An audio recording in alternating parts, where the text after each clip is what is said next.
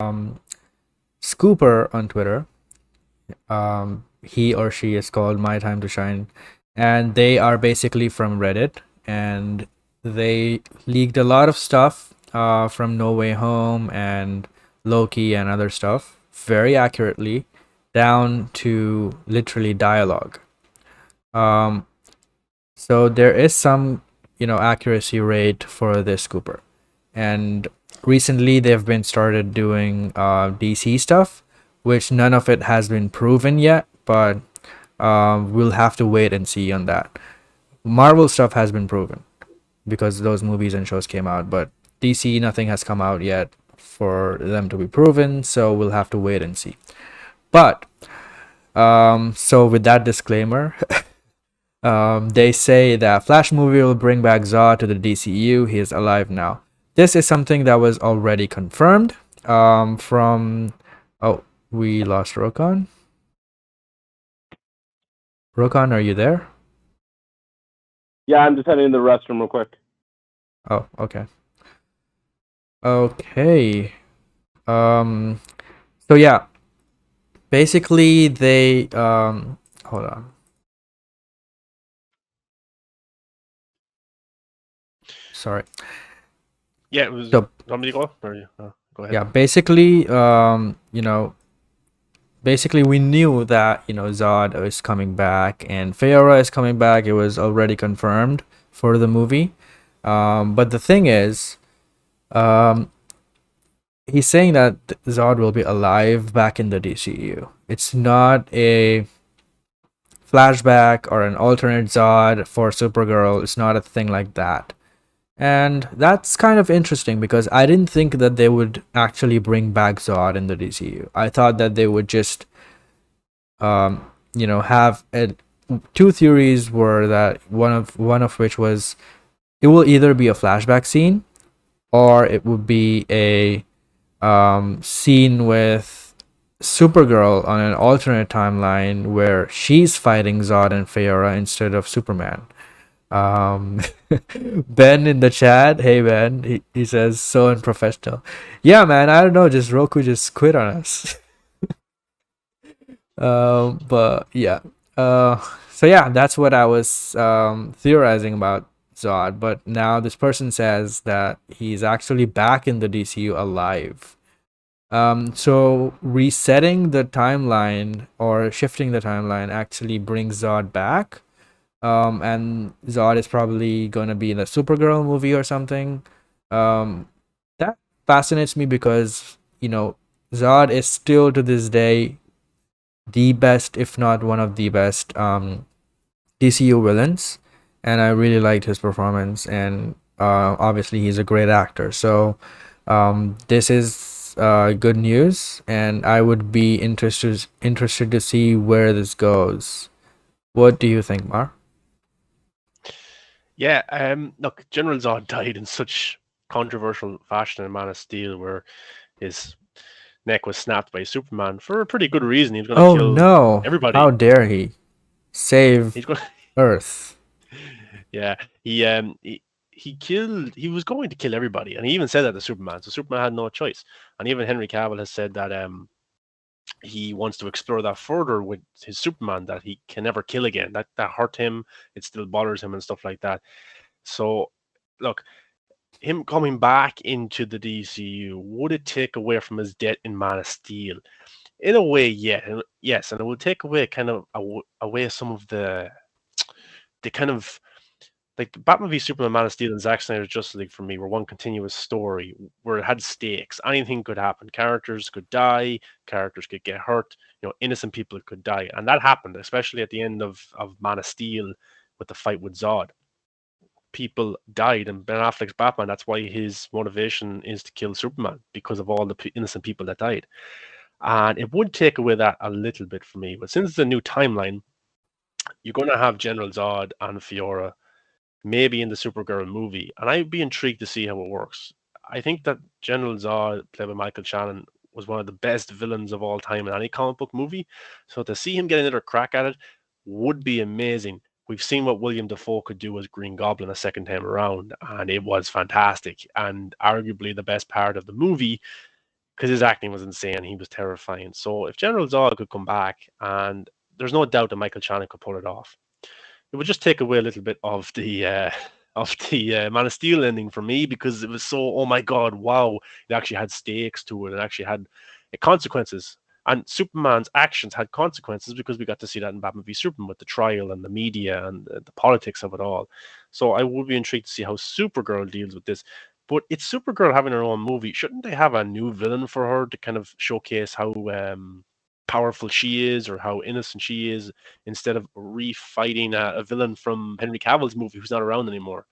So yeah, I think there's like why hold Zack Snyder in such high regard if you don't want anything got to do with his universe? Why are you bringing back his villain? It's are you just bringing him back so you don't have They to kill cannot him in that escape him. way? It's like that, yeah. Like you don't like the neck snap so much, then okay, create a new iconic Man of Steel movie with a new villain. So I just find it a little bit weird at times, but the two actors are fantastic in the role. I'm looking forward to seeing them in The Flash. I am surprised that they do survive further and end up in the Supergirl movie. Hmm. But What also look, gives the Supergirl, theory is that right before or after saying the Zod thing, that person also said that you're getting a Man of Steel sequel, but with a female lead and no Cavill, which is basically a very dumb tweet, because this is basically saying that you're getting a Supergirl movie, not a Man of Steel 2 with Supergirl without Cavill. That just makes no sense. It's yeah. they're basically referring to Supergirl's movie, which was announced. Well, not announced, but it was kind of hinted at from the trades. So it is kind of official that she's gonna get a movie, and I'm 100% sure that she's definitely gonna get a movie, and it will be announced after the Flash movie comes out. And I'm actually really looking forward to that. I would have liked Henry Cavill to show up in that movie. I like the Superman Supergirl dynamic in animation and stuff. So Henry Cavill and Sasha Calle would have been really cool in a movie together. But um, this is a really dumb tweet. I'm honestly saying, I just think that it's just a Supergirl movie without Cavill. Well, yeah, this person, my time to shine. Hello, they need to be more. They need to lay out their tweets better. Yeah. It's like they're trying to stir up certain fans. And Scoot says it in the chat. We haven't got official word that Cavill is done. We haven't. And Yeah. I mean, Henry, anytime Henry's always asked, he straight says, that the cape is still in the closet. He still Yeah. wants to do it. He'll do it in a heartbeat. And like, so many things can change. Like right now, he might not be involved. But I still think he's going to be referenced in Black Adam. I think we get a huge hint at his Superman and Black Adam, big time. I think The Rock needs Black Adam to be a hit, and then he can have more pulling power at Warner Brothers in terms of what he wants to do with his Black Adam verse and universe going forward. And if it's a big hit, and he says to DC, look, Henry Cavill, Superman versus Black Adam, that's the moneymaker, that's the box office, that's the WrestleMania type match, then the only person you can have it with is Henry Cavill. You cannot do it with Supergirl. You can't do it with a recast, because people will always say, yeah, you're the hierarchy of the DCEU, but you never fought Henry Cavill's Superman. Like, how Yeah. can you call yourself the big bad? How can you call yourself the most powerful DC hero or anti-hero? You can't. And for me, he'll never be called that unless he fights Henry Cavill's Superman. So that has to happen. I still think it will happen. We've heard reports that guy on the Flash set actually seen Henry Cavill, and he did leak an image from that movie, and it was taken down by Warner Brothers, and it was copyrighted, and it was all that kind of stuff. I remember I posted it on Facebook, and my account was suspended for a week because I posted it, and I need to learn to stop doing that because I lost my Instagram account over it. Yeah. But so I do think Black Adam, there will be a reference towards Henry Cavill, and Man of Steel sequel. It won't be called Man of Steel 2 or Man of Steel, the girl version or anything like that. Why would it be even Supergirl's- related to Man of Steel when it's called Man of Steel 2 but with not Cavill and it's Supergirl? Yeah. This is such a weird that- thing to say. That could change. It makes- that could change. It makes little to no sense. In fact, it doesn't make sense at all. Yeah. It doesn't. And like things could change. This Supergirl movie is probably a year or 2 years away from shooting. By then, Henry Cavill could be back up and signed a new contract. You just don't know. Things change so often. You just don't know. Yeah, and some of these movies they can get announced, but it's not like they will actually go through with them. You know what I mean? Like, I'll give you an example. I remember like back in 2015, 2016, they were going to do a Roadhouse. They announced, oh yeah, we're remaking Roadhouse with Ronda Rousey, and it never happened. So, like I said, things like this could change. It all depends on kind of like if they can get a proper script working, if they can, if people respond really well to Sasha Calle's Supergirl. Personally, I feel like if you're gonna do Supergirl's solo film, don't rehash the bad guys that we've seen before. I'd much rather have her face off against Metallo or Mizalpictic or like Parasite, or even go with a deep cut like Anomaly.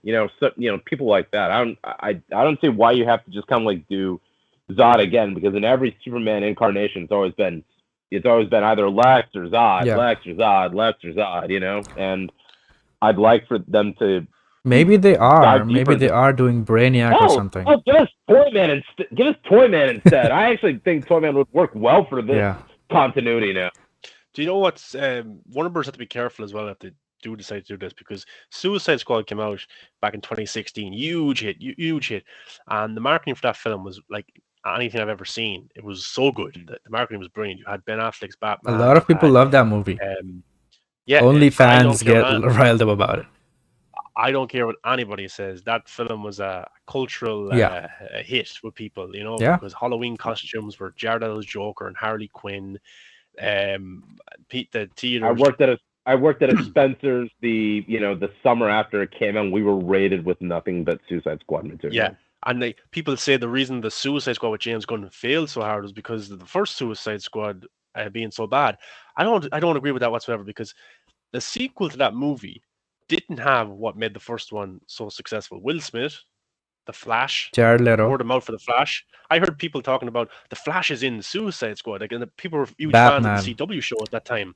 The DCEU was properly connected at that time, so that also people. Yeah, people were hyped, and those are a lot of variables that the Suicide Squad. I still like that movie, man. Lost. I know that it's not the air cut. I know that it's the editing sucks in the beginning and stuff, but that movie still had a lot of heart. I could feel, especially that bar scene. The team chemistry was great and all that. So even from within the faults of that movie, these things stood out to me, and I really like that. Yeah, that's what I'm trying to get at, it because the Suicide Squad movie lost all of that. I had to rebuild again with the same name, and it did feel like a reboot. I know you had Harley Quinn and Captain Boomerang there, and they made close to BVS money. Yeah, and it did, and like you lost a lot in terms of marketing for the next movie. You were expecting Harley Quinn to do all of the heavy lifting with all these other new characters coming in, and James Gunn's name alone. It's what let the film down for me. But the reason I'm getting to this is because Suicide Squad came out in 2016, huge hit, and Warner Brothers thought that Harley Quinn was the next big thing, and they greenlit a solo film with her. First, it was Joker and Harley Quinn, which is the film that they should have made. And I think if they made that film, it would have made close to Batman v Superman. It would have made Birds of Prey more sense. Yeah, it would have. But then they went ahead with just a Harley Quinn movie with the Birds of Prey, and it didn't do that well. It had no hit whatsoever. I think in terms of gender, the people that went to actually see the movie was mostly men than female, and it was R-rated. What I'm saying is, if they make a Supergirl movie with General Zod and Faora, you need Henry Cavill in it, for me. Yeah. Even if he's in it for just 20 minutes. He needs to be part of the marketing. Or 5 minutes. He needs to be... Yeah, well, he needs... headless. He needs to be in the marketing for this movie, because then... people love Henry Cavill. He is such a huge hit. The Witcher, he's building a PC as Superman. He's got a huge fan base out there. Especially now. Mission Impossible. Yeah, if he's in the marketing for a Supergirl film, people will go see that. Henry Cavill's in a Superman, and they will come out with that movie saying, "Wow, that Supergirl was amazing." Yeah. And that's where the Supergirl character is built up. I know that people are going to say she needs a man to build her up. No, she's an unknown character. She's Supergirl. The last film was 1984, which didn't do well. It had no impact whatsoever. Henry Cavill in that elevates the story, elevates the character, and then he can step aside and Supergirl can stand on her own. And that's where I think that's the best direction. But my fear is they go ahead and make a Supergirl movie without Henry Cavill, and you don't have him, and it doesn't do that well, And yeah, one of my favorite aspects about the Superman Supergirl dynamic is they're two-hander with the fact that they both learn things from their world. You know what I mean? Like when Kara comes down to Earth, and this was in the Batman Superman comic series by Jeff Loeb, and also was in the Smallville. It was in Smallville when Kara landed. Was the fact that Kara had to learn how to adjust to living on Earth, and she was teaching Clark about his Kryptonian heritage. And it was kind of like the idea that these two like learn things about each other, and they have a greater sense of understanding in terms of world. And I think if you're going to have Henry there, especially considering the fact that he doesn't know everything about his Kryptonian heritage, even after Zack Snyder's Justice League, I think it's the perfect story to do if you're going to have Supergirl in there. You know what I mean? Yeah. Yep. My dream movie was actually probably like everyone else's, Man of Steel 2 with Supergirl and Superman fighting off Brainiac. That would have been the best case scenario, but unfortunately we don't have that. But I'm cool with this. We could get it maybe if things go right, Yeah. and the right people are involved. We could. There's still a long time left before that Supergirl movie happens. Yeah. So things could be better. Just go through some of the comments here. Brett says, I hope to see Henry Cavill show up in Black Adam. He still could. We don't know. He could have shot a post-credit scene. We just don't know. I think it's still possible that we get references towards him in that movie. Brian Cowley says, Michael Shannon is great. Glad to see him back. But if they don't want to go with Brainiac, then give us Parasite or Metello. Those are characters. I don't read the comics, so I'm not familiar with those characters. I've seen images They of were them, but in the Supergirl show, I think, right? Or I don't know, but like, yeah, use somebody different. I agree with that. Michael Shannon's great, but like, just bring in somebody else, I think. But Brian Call's a very cool bad guy. Is he? Yeah.